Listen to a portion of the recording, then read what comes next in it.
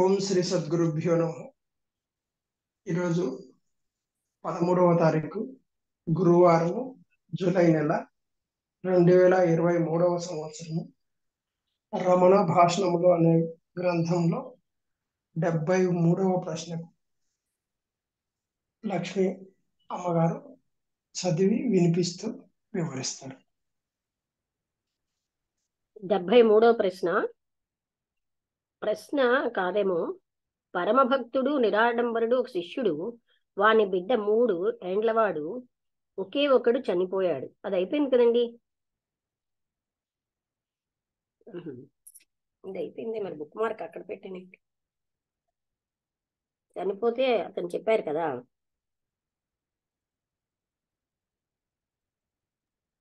అయిపోయింది మేడం. ఇండియాలో పర్యటిస్తూ గురుదర్శనానికే వచ్చాడు. అభ్యాసం అంటే ఏకాగ్రత, చిత్తైగ్రత అంటూనే అభ్యాసం ఎట్లు చేయను, అది కూడా అయిపోయింది. రాంగ్ గా పెట్టాను బుక్ మార్క్. సమాధి భేదాల గురించి చర్చ రేగింది. అది అవలే కదా. సమాధి భేదాలను గురించి చర్చ రేగింది. కాలేదు మేడం.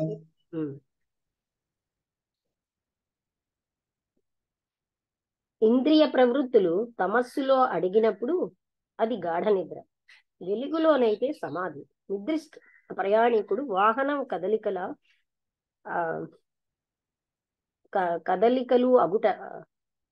అగుటలు, గుర్రాన్ని పూంచుటలు, మాంచుటలు ఎరగనట్లే సహజ సమాధిలోని జ్ఞానికి మూడవస్థల్లోని సంభవాల స్పృహయే ఉండదు. ఇచ్చట గుర్రాన్ని విప్పడానికి ప్రతిగా నిద్ర, అగుటకు ప్రతిగా సమాధి. ఆగిన గుర్రాలు ముందుకు పోవటానికి సిద్ధంగా ఉంటాయి. అట్లే నియతాలైన ఇంద్రియ ప్రవృత్తులు కార్యోన్ముఖంగా ఉంటాయి. సమాధిలో నిశ్చేతనాలైన ఇంద్రియ ప్రవృత్తులు ఉంటాయి కనుక తల క్రిందికి వ్రాలదు. నిద్రలో అవి తమో మగ్నాలు, అందువలన తల వ్రాలుతుంది. కేవల సమాధిలో ప్రాణ మనోక్రియలు, జాగ్రత్త స్వప్న సుషుప్తులు అన్నీ లయమైనవి, కార్యోన్ముఖం కావడానికి సిద్ధంగా ఉంటవి. సహజ సమాధిలో ప్రాణమనోక్రియలు, మూడవస్థలు నష్టమై మరల తల చూపవు. జ్ఞాని అందరిలాగే తింటూ తిరుగుతూ ఉండటాన్ని అతడు ఎరుగడు, కానీ ఇతరులకు అవన్నీ కంటబడతవి. అవి అతని శరీర చర్యలు, అతని సత్యాత్మకు స్వరూపానికి చెందవు. ఆ నిద్రిస్తున్న ప్రయాణికుని వలె నిద్ర మధ్యంలో లేపి పాలిచ్చి జోకొట్టితే ఇవేవీ ఎరగకనే మరల నిద్రించే బిడ్డని వలె జ్ఞాని ఉంటాడు. మరునాటి పొద్దున్నే లేచి ముందు రాత్రి తనకు పాలివ్వనే లేదని, తాగకుండానే నిద్రపోయానని అంటాడు బిడ్డ. జ్ఞప్తి చేసినా వాడు నమ్మడు. ఆ విధమైనది సహజ సమాధి. సుషుమ్న, పరేలీన జ్ఞాన మార్గ సందర్భంలోని పరానాడి, ఇక్కడ తపో మార్గంలో సుషుమ్న.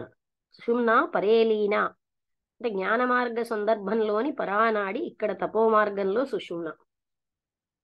ఇది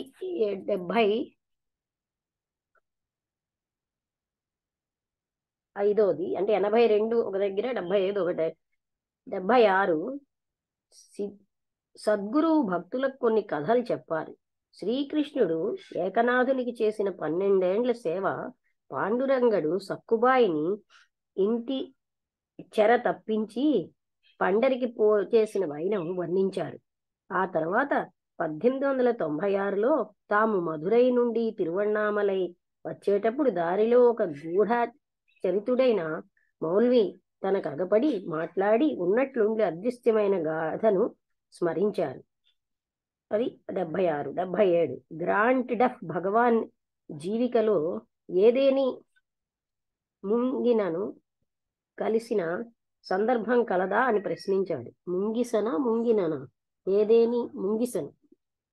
అవును, నాడు ఆర్ద్రా జయంతి. ఆ రోజుల్లో నేను కొండపై స్కందాశ్రమంలో ఉన్నాను. ఊరిలో నుండి ఎవరో దర్శనానికై కొండ నెక్కి వస్తున్నారు. ఆ గుంపులను నిర్భయంగా దాటి ఒక ముంగిస వచ్చింది. సాధారణంగా మనం చూచేవానికంటే ఇది చాలా పెద్దది.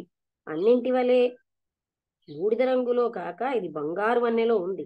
మచ్చిక గాని అడవి ముంగిసకు తోకపై నల్లటి మచ్చ ఒకటి ఉంటుంది. మచ్చిక గాని అడవి ముంగిసకు తోకపై నల్లటి మచ్చ ఒకటి ఉంటుంది. అది దీనికి లేదు. ఇదేదో మచ్చిక ముంగిస. ఆ గుంపులో ఎవరిదోనని వాళ్ళు అనుకున్నారు. విరూపాక్ష గుహ దాపున్నే పారుతున్న సెలలో చలనిస్వామి స్నానం చేస్తున్నాడు. ముంగిస నేరుగా అతని వద్దకు వెళ్ళింది. అతడు దాన్ని వెన్ను నిమిరి బుజ్జగించాడు. తరువాత వాని వెంటనే ముంగిస గుహలోకి వెళ్ళి నలుమూలలా పరికించి చూచి మరల గుంపులో చేరి స్కందాశ్రమం వచ్చింది. నేను దాన్ని గమనించాను. ముచ్చటైన రూపం, భయం లేక మెదలడం చూచి జనం ముగ్ధులైనారు. అది వచ్చి నా ఒడిలో కాసేపు సేద తీర్చుకుంది. ఆ మీదట లేచి ఇటు నటు చూచి మరల పోసాగింది. ఆ స్థలం చుట్టూరా దాని వెంటనే వెళ్ళాను. జనం అజాగరూకులు. అందుకు తోడు నెమళ్ళు దానిని నేనున్నా బాధిస్తారేమోనని, ఏమన్నా బాధిస్తారేమోనని, అంటే దానికి ఆ స్థలం చుట్టూరా అది వచ్చి నా ఒడిలో కాసేపు సేద తీర్చుకుంది. ఆ మీద లేచి ఇటు నటు చూచి మరల పోసాగింది. ఆ స్థలం చుట్టూరా దాని వెంటనే వెళ్ళాను. జనం అజాగరూకులు. అందుకు తోడు నెమళ్ళు దానిని ఏమన్నా బాధిస్తారేమోనని అచటివే 2 నెమళ్ళు దాన్ని కుతూహలంగా చూచాయి.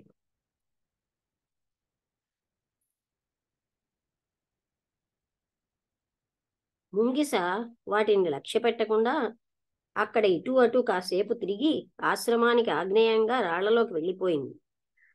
గ్రాండ్ డెఫ్ 78వ ప్రశ్న. ఇచ్చకు స్మృతికి పరస్పర సంబంధం ఏమి? ఆ రెండు మనస్సుతో ఎట్లు అన్వయిస్తవి? అవన్నీ మనోవృత్తులు మహర్షి. మనస్సు అహంకరణ నుంచి, అహంకరణ ఆత్మ నుంచి జనిస్తవి. ఇక్కడ ఆపుదాం. అంటే ఇది ఎన్నో ప్రశ్న? 78వ ప్రశ్న అయింది. బయట నుంచి నెంబర్, లోపల నుంచి నెంబరు 86.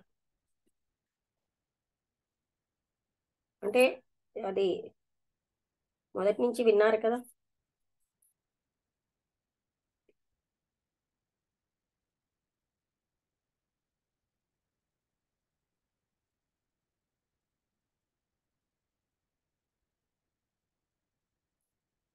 ఏంటి ప్రశ్న? నాకు స్పష్టం.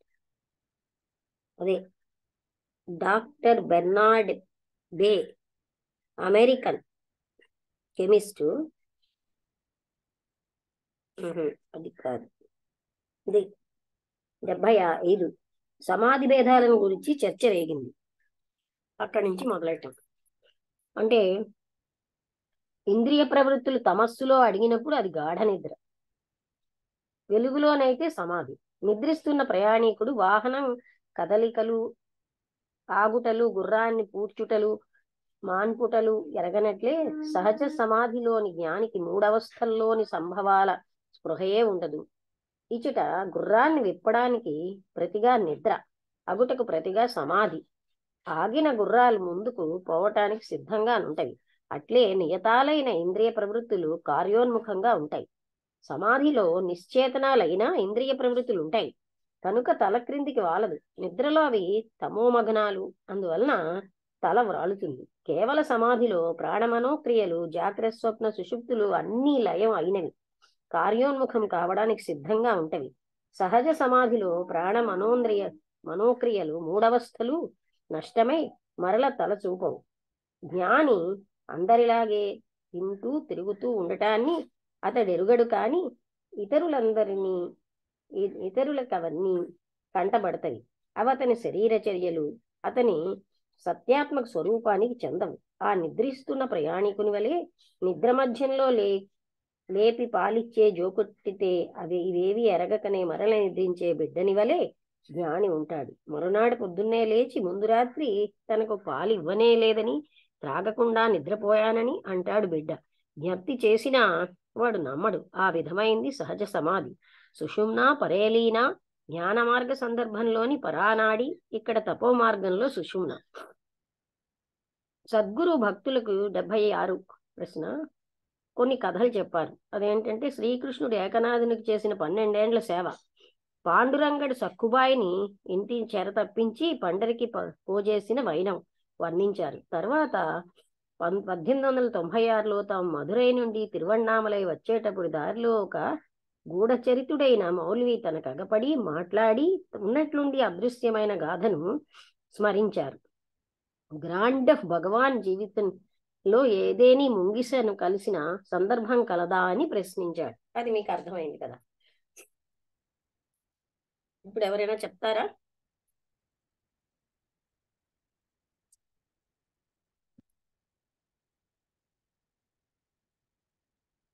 వసంతలత కానీ రాంబుద్రి గారు ఎవరైనా చెప్తే ఎవరికి బాగా అర్థమైతే చెప్పండి.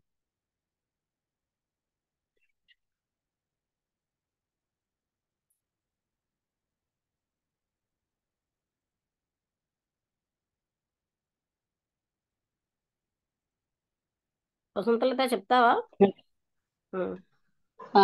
అందరికీ నమస్కారం. ఇవాళ అంటే పెద్దగా ఏమీ చెప్పడానికి ఉన్నట్టుగా నాకేమనిపించింది, ఒక సమాధి విషయం తప్ప. సమాధిలో అంటే ఒక సమాధిలో డిఫరెన్స్లు తప్ప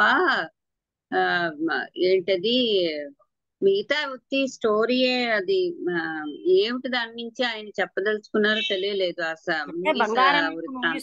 అది వేరే రకంగా ఏదో అంటే అది అలా సహజంగా అది అడవి కాదు. ముంగిస లాస్ట్ ముంగిస గురించి నీకేమైనా ఎక్స్పీరియన్స్ ఉందా అని ఎవరైనా అడిగారు. ఎవరోని అడిగితే మాస్టర్ చెప్పాడు, ముంగిస ఒకసారి ఎలా అయిందో. ఓ ముంగిస మా అందరి భక్తుల మధ్యలోంచి వచ్చి ఆయన ఒళ్ళో కూర్చుని మళ్ళీ దానంతట అదే వెళ్ళిపోయింది. దాంట్లో ఏ రకమైనటువంటి భయం లేదు. అది అదొక అంటే ఒక పెంపుడు ముంగిసలా కనిపించింది అని చెప్పారు. దానంతట అదే వచ్చింది, దానంతట అదే ఎక్కడికి వెళ్ళిపోయింది మళ్ళీ. అదనమాట. అతను చాలా అంటే అది ఎక్కడైనా దాన్ని మిగతా పీకాక్స్ అవి నెమళ్ళు మిగతా వాళ్ళు దాన్ని నల్ల పెడతారేమో అని కొంచెం జాగ్రత్త తీసుకున్నారు. అందులో ఏమిటి అతను చెప్దాం అనుకున్నారు, నాకు అది బోధపడలేదు. లేదు కదా అలా అని పెంపుడు ముంగిస కాదు అంటే ఒక రకంగా ఒక డివినిటీ ఆ విధంగా వచ్చిందేమో అన్నట్టుగా నాకు. అలాగే ఈవెన్ అయితే మౌలవి కూడా అలాగే. మౌలవి గురించి ఒకసారి అలా అంతర్ధానం అయిపోయారు ఆయన ఒకసారి. అదొక సిద్ధి అంటే వాళ్ళు అలా చేయగలరు అంటే ఈ కాలంలో వాళ్ళు అక్కడి నుంచి అంతర్ధానం అయిపోతారు. అంటే ఆ భక్తులు అలాగా వచ్చేవారని చెప్పడం అన్నమాట. అంటే ఈ రూపాల్లో ముంగిస రూపంలో మౌలవి రూపంలో తర్వాత అది భగవంతుడే ముంగిస రూపంలో వచ్చినట్టు, భక్తుడు కాదు. సిద్ధులు ఉన్నాయి అందుకని అది చెప్పాడు. మౌల్వి అయినా ఈ పాండురంగడు సక్కుబాయి ఇవన్నీ కూడా చెప్పారు కదా. అంటే నేను అనుకోవడం ఏంటంటే ఇలాగా చాలా మంది ఆ తిరువణ్ణామలైలోని అంటే నేను విన్న మట్టుకి ఇలాగ చాలా మంది భక్తులు అంటే డిఫరెంట్ రూపాల్లోని అక్కడ వస్తూ ఉంటారు. వచ్చి మహర్షి తాలూకు దర్శనం చేసుకుని మౌల్వికి ఇప్పుడు అలాంటి ఒక ఇది ఉందన్నమాట. కొంతమంది ఒక ఆయన నాకు ఒక పోస్ట్ పెట్టారు, అందులో ఆయన కళ్ళతోటే అగ్ని వెలిగించారు. ఆయన నాకు మొదట ఏమన్నారు, బతికున్న యోగుల్లో మీరు చాలా గొప్ప స్థితిలో ఉన్నారని అతను పోస్ట్ పెట్టారు. అందులో ఏంటంటే ఆయన కళ్ళతోటే అవన్నీ వెలిగించి ఆ పళ్ళు అవన్నీ ఉంటాయన్నమాట. అంత అవి కళ్ళతోటే అక్కడ ఆ జరిపారు. తర్వాత అతను అక్కడి నుంచి అంతర్ధానం అయిపోయారు. ఇంతటి వాళ్ళు ఉండగా నన్ను అంటారేంటండి అన్నాను. అంటే నీకు మీ సంగతి తెలుసులేండి అన్నారు. అంతే, మరి నాకేం అర్థం అవ్వలేదు. అయితే అతను అంటే ఇప్పటికీ అలాంటి వాళ్ళు ఉన్నారనమాట. అది అక్కడ విన్నాను. అక్కడ నేను తిరువణ్ణామలై వెళ్ళినప్పుడు కూడా వస్తూ ఉంటారు. ముంగీస అనేది ఒక డివినిటీ అనుకోవచ్చు. ఆ ఎంతో మంది ఉంటారు కదా. మౌల్వి కూడా ఆయనకి అటువంటి మనం మౌలానా అనుకున్నా అతనికి అలా అదృశ్యమైన. అవును, అలాగే జంతువులు కూడా గొప్ప అంటే ఎవరైతే మోక్షం వచ్చిందో పెద్ద సోల్స్ ఉంటాయి ఆ యానిమల్ రూపంలో అంటే బంగారం రంగు ముంగిస అన్నారు కదా. జనరల్ గా ముంగిసలు బంగారం రంగులో ఉండవు. అందుకని డివినిటీ ఆ రూపంలో వచ్చిందేమో అనిపించింది నాకు. అది ఎవరితోటి భయపడటం లేదు. అది ఆ తర్వాత అలా కొన్ని సోల్స్ అలా వస్తూ ఉంటాయని కూడా విన్నాను నేను అక్కడ చాలా మంది చెప్పుకోవడం. అయితే ఇంకోటి సమాధి గురించి చెప్పారు. ఫస్ట్ క్వశ్చన్ అదే. ఈ అతను ఏంటంటే సహజ సమాధి తర్వాత నిద్ర కి డిఫరెన్స్ చెప్పారు. నిద్రలో ఏంటంటే మన ఇంద్రియాలు ఇంకా అలాగ ఉంటాయి, పని చేస్తూ ఉంటాయి, పని చెయ్యవు, కానీ పని చెయ్యవు, మన తమస్సులో ఉంటాయి అని చెప్పారు. సహజ సమాధిలో ఇంద్రియాలు అయితే, పని చేస్తూనే ఉంటాయి. ఆ తర్వాత వెలుగులో ఉంటాయి, మనిషి వెలుగులో ఉంటుంది అని చెప్పారు అనమాట. అంటే ఆయన ఆ సహజ సమాధిలో ఉన్న ఆయన అని ఒక చిన్న పిల్లవాడితో పోల్చారు. పాలు రాత్రిపూట ఏడ్చినప్పుడు పాలు తాగేసి మళ్ళీ పడుకున్న తర్వాత పొద్దున్న అవేమి జ్ఞాపకం ఉండవు. అలాగే సహజ సమాధిలో ఉన్న గొప్ప ఆయనకి ఆ అన్ని పనులు చేస్తూ ఉంటాడు. మిగతా వాళ్ళలా చూడడం, తినడం, తాగడం, పడుకో ఇవన్నీ ఉంటాయి. పనులు చేయడం అని. కానీ ఏమి అవి మెమరీలో ఏమి ఎస్టాబ్లిష్ అవ్వవు. ఆ అతనికి అది జ్ఞాపకం ఉండదు. అది చెప్పడం అనమాట సహజం. అదే అతని బుర్ర ఎప్పుడు నిటారుగా ఉంటుంది అని చెప్పారు. తల ఎప్పుడు నిటారుగా ఉంటుంది. నా పడుకునే వాళ్ళకి లేని వాళ్ళకి మా అమ్మ అంటే నిద్ర వస్తున్న వాళ్ళకి, తమస్సులో ఉన్న వాళ్ళకి తల వంగి ఉంటుంది అని అదేదో చెప్పారు. అలా అవి మూడు అదే ఇంకా ఏమైనా చదువుదాం ఒక రెండు? చదువు. ఇదేమిటంటే చాలా తక్కువ మ్యాటర్ ఉంది చెప్పడానికి. ఉమ్.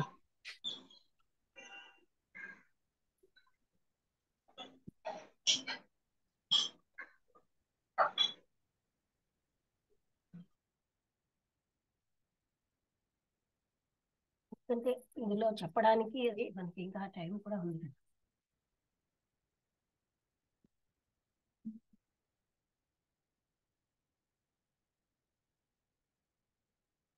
ముగిసిపోయిందా?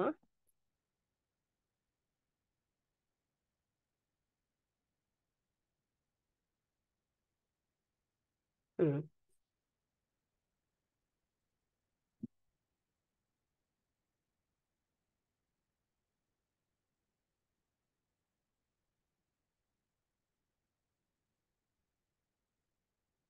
అంటే ఇచ్చకు స్మృతికి పరస్పర సంబంధం ఏమిటి అని గ్రాంట్ డఫ్ అడిగారు. ఆ రెండు మనస్సుతో ఎట్లు అన్వయిస్తాయి? అవన్నీ మనోవృత్తులు. మనస్సు అహంకరణ నుంచి, అహంకరణ ఆత్మ నుంచి జనిస్తుంది. తర్వాత క్రైస్తవ మత తత్వాన్ని శ్రీ భగవాన్ వివరించారు. క్రీస్తు అహంకరణం, శిలువ దేహం. అహంకారాన్ని శిలువ చేస్తే అది నశిస్తుంది, శేషించేది భ్రమం, అబ్సల్యూట్ బీయింగ్ గాడ్. నేను నా తండ్రి ఒక్కరే. ఈ శేషించే దాన్నే మృత ఉద్ధాపనం అంటే రిసరక్షన్ అంటారు. అంటే ఈ శేషించడాన్ని అంటే అహంకారాన్ని సిలువ చేస్తే అది నశిస్తుంది, శేషించేది భ్రమము. ఆ శేషించడాన్నే మృత ఉద్ధాపనం అంటే నిజంగా బాడీ కాదు, అక్కడ బ్రహ్మం లేచింది అని ఆయన చెప్తున్నారు. తర్వాత మేజర్, ఇది అర్థమైందా? క్రైస్తవ మతత్వాన్ని శ్రీ భగవాన్ వివరించారు. క్రీస్తు ఏంటంటే అహంకరణము, సిలువ దేహము. అహంకారాన్ని సిలువ చేస్తే అది నశిస్తుంది, శేషించేది భ్రమం, అబ్సల్యూట్ బీయింగ్. నేను అంటే అది ఎక్కడో ఉందనమాట, అది రాశారు. నా తండ్రి ఒక్కరే అని ఉంది. ఆ శేషించడాన్నే మృత ఉత్థాపనం, శ్రీసరక్షన్ అంటారు. మేజర్ ఏడబ్ల్యూ చాడ్విక్, ఆంగ్లేయుడు, పరమభక్తుడు, అడిగినాడు, సిలువ వేస్తున్నప్పుడు క్రీస్తు నా దైవమా, నా దైవమా అని ఎందుకు ఆక్రందించినాడు అని చాడ్విక్ అడిగారు.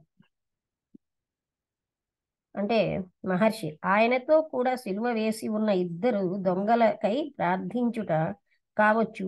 ఇహంలోనే బ్రతికి ఉన్నప్పుడే జ్ఞానికి ముక్తి ప్రాప్తి కావచ్చు. జ్ఞాని దేహాన్ని ఏ రీతిగా ఎప్పుడు ఎచట వదలినన్నది వ్యర్థవాదం. జ్ఞానులు కొందరు బాధపడ్డట్లు అగపడవచ్చు, వారిలో కొందరు సమాధిలో ఉండను వచ్చు, ఇంకా కొందరు మృతికి ముందుగానే అంతర్హితులు కావచ్చు. ఇవన్నీ వారి జ్ఞానానికి మొప్పమి లేదు. అంటే ఇది జ్ఞానానికి మొప్పమి లేవు అంటే ఏమి, చూచేవానికి అది వ్యధ అనిపించవచ్చే గాని జ్ఞానికి కాదు. దేహాత్మ భ్రాంతి ఆయనకి అంతకెంతో పూర్వమే తొలగి ఉంటుంది. అంటే బాధపడుతున్నట్టుగా బయట వాళ్ళకి కనిపిస్తారు కానీ వాళ్ళకు ఉండదు. కొందరు మృతికి ముందుగానే అంతర్హితులు కావచ్చు. ఇవన్నీ వారి జ్ఞానానికి ముప్పమి లేదని. వృచ్చకుడు సెయింట్ పాల్ జ్ఞాన ప్రకాశనంలో క్రీస్తు పాత్ర ఆంతర్యమేమి? జ్ఞానము పరమము, దానికి రూప ప్రసక్తి లేదు. సెయింట్ పాలుకు మళ్ళీ ప్రజ్ఞ వచ్చాక తన జ్ఞానదీప్తిని క్రీస్తు కాన్షియస్నెస్ గా గుర్తించాడు. అప్పుడు అతనికి క్రీస్తు అంటే అభిమానం లేదే. అభిమానము ద్వేషము లెక్కలోనివి కావు. క్రీస్తు చింతన ఉంది కదా, అది రావణుని వ్యవహారం వంటిది. క్రీస్తు చేతన, ఆత్మజ్ఞానం అన్నీ ఒకటే. అంటే అదే క్రీస్ట్హుడ్ అంటారు, అది పొందాలి. కర్పూరహారతి జ్ఞానాగ్ని చేత మనస్సుని కాల్చివేయడానికి, విభూతి శివుని శుద్ధ సంస్థితికి, కుంకుమ శక్తి చేతనకి చిహ్నాలు. కర్పూరహారతి జ్ఞానాగ్ని చేత మనస్సుని కాల్చివేయడానికి, విభూతి శివునికి, కుంకుమ శక్తికి చిహ్నాలు. విభూతి రెండు విధాలు, పరావిభూతి అపరావిభూతి. పవిత్ర భస్మం అపరావిభూతి. పరావిభూతి ఆత్మతేజం, సర్వ కల్మషాలను కాల్చివేయగా శేషించినది. అది కేవల స్థితి. క్రైస్తవ మతంలోని మూర్తిత్రయ వివరణం: దైవం పిత ఈశ్వరుడు, దైవం పుత్రుడు గురువు, దైవం భూతాత్మ ఆత్మ, ఈశ్వరో గురురాత్మేతి మూర్తిభేద విభాగినే, వ్యోమవద్వాప్త దేహాయ దక్షిణామూర్తయే నమః. అంటే దైవము భక్తునికి గురువు రూపంలో కనిపించి, హోలీ స్పిరిట్ భూతాత్మను నిర్దేశించు. దైవమే ఆత్మ, అది ఎల్లెడలా నిలిచియే ఉంది. ఈ ఆత్మను కనుగొనడమే దైవాన్ని కనుగొనడమని దాని అర్థం. ఇక్కడికి ఆపుతాం.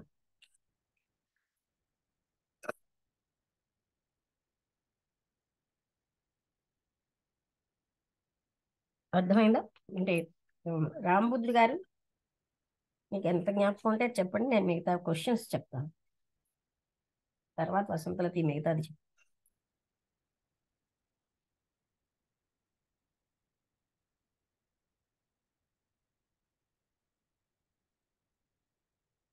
రాంబుద్ధుడు గారు చెప్తున్నారా?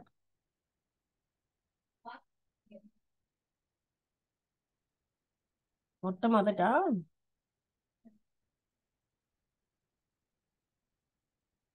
సమాధి భేదాలను గురించి చర్చ రేగింది. అది మొదటిది. నమస్తే మేడం. నమస్తే అండి. అదే మేడం, సమాధి భేదాల గురించి చర్చ చెప్పారు. అంటే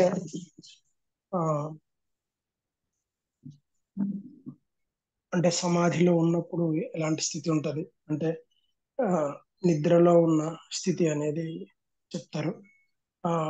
అంటే మనిషికి అంటే ఒక స్పృహ లేని స్థితి అని చెప్తారు. ఆ స్థితినే ఇక్కడ చెప్పారు.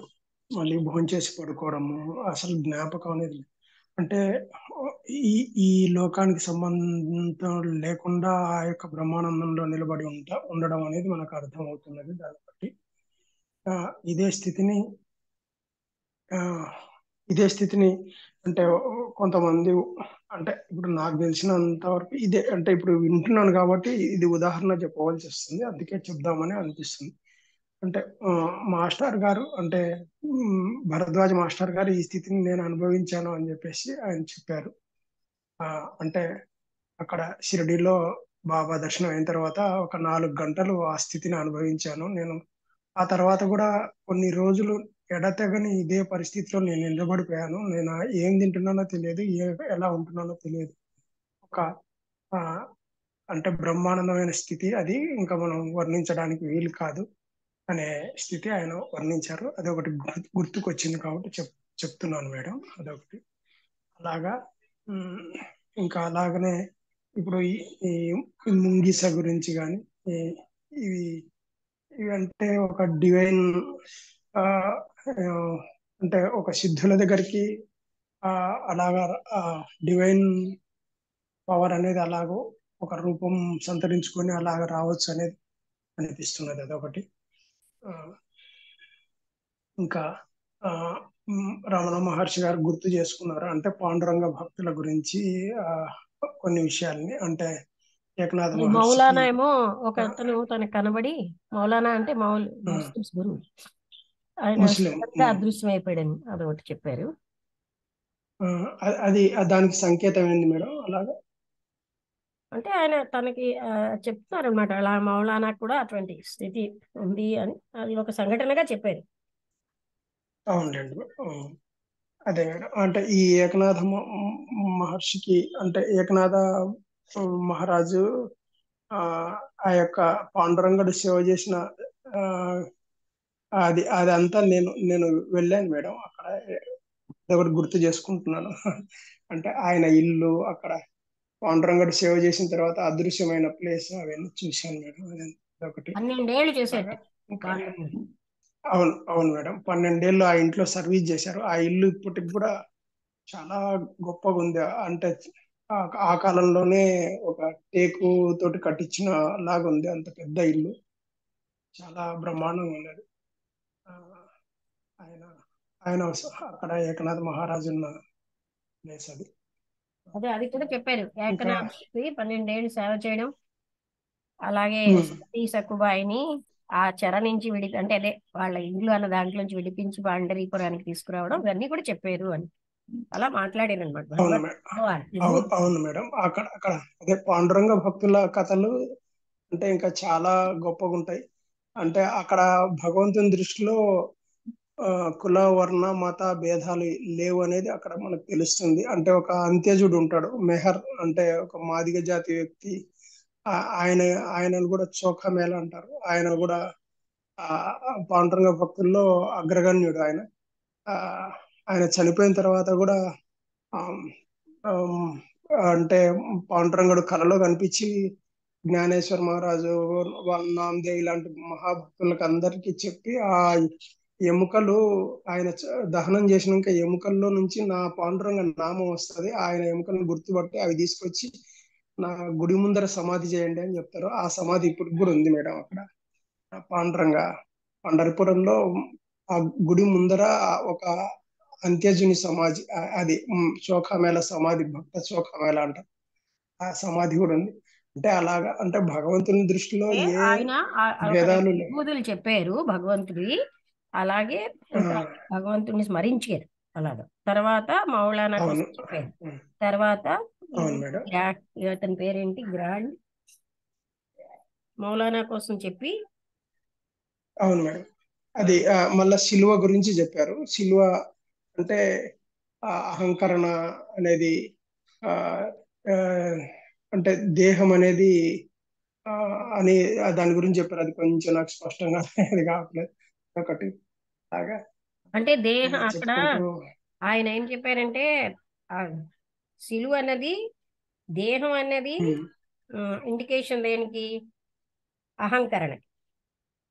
ఉమ్, శిలువ అన్నది అంటే అది తొలగించితే, దేహంలో ఉన్న అహంకరణ తొలగిస్తే మిగతా అది ఏంటి మిగులుతుంది అంటే పరబ్రహ్మం. పరబ్రహ్మం మేడం. ఉమ్, అది ఇండికేషన్ అంటే. అలాగే మేడం. రిసరెక్షన్ అంటే ఆయన ఉమ్, క్రీస్తేమో అంతఃకరణ అహంకరణ, సిలువ ఏమో దేహం, అవును సారీ. ఈ అహంకారాన్ని సిలువ వేస్తే అంటే అది శేషించేది బ్రహ్మం.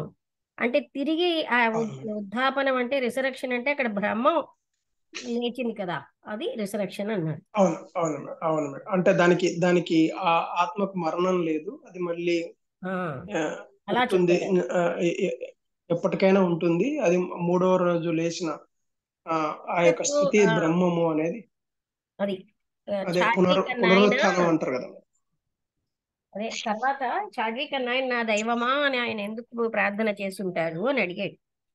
అంటే నా ఉమ్, దైవమా, నా దైవమా అని ఎందుకు ఆక్రందించాడు అంటే, అప్పుడు ఆయన చెప్పిన ఉమ్. సమాధానం మీకు గుర్తుందా? అవును మేడం.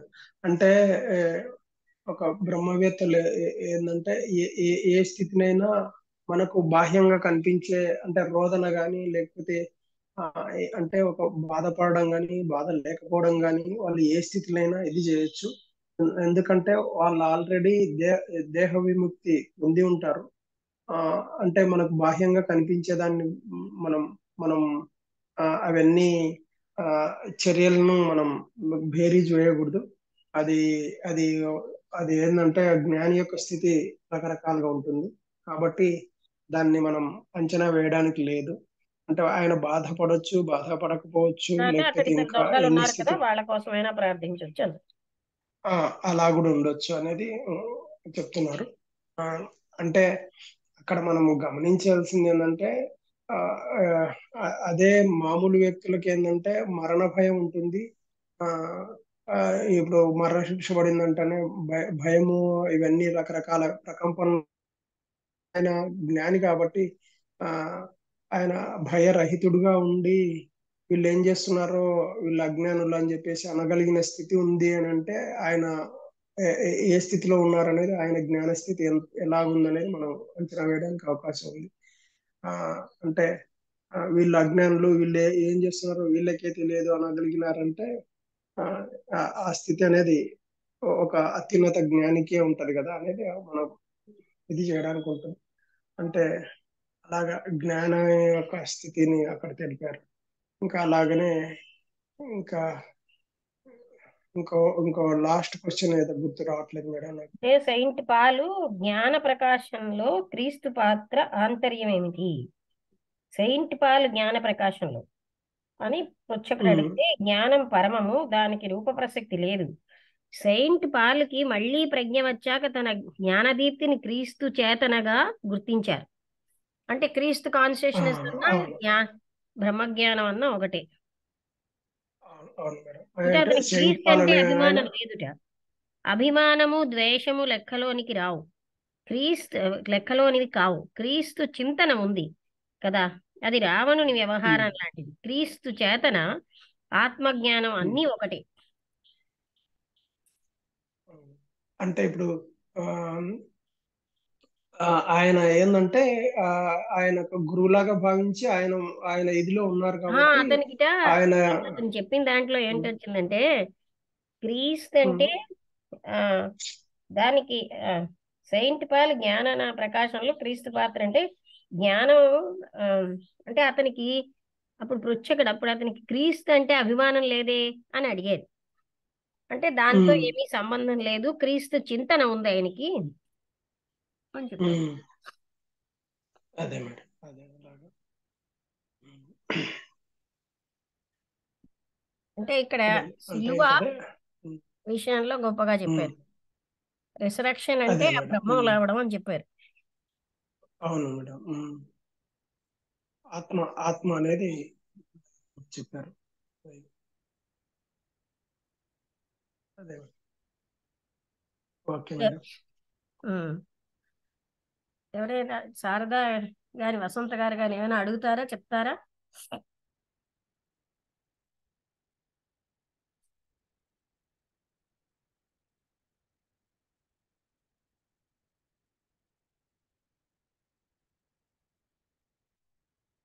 వసంతలత మిగతా రెండు చదివినవి చెప్తావా?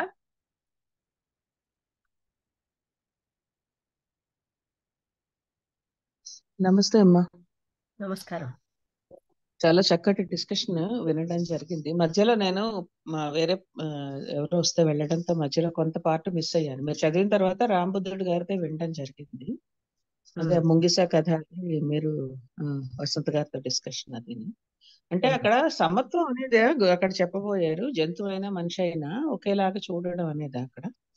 అలాగాను. అది కాకుండా జంతువు అంటే అది ఒక ప్రత్యేక బంగారు రంగులో ముంగిసి ఉండదు కదా, అలాంటి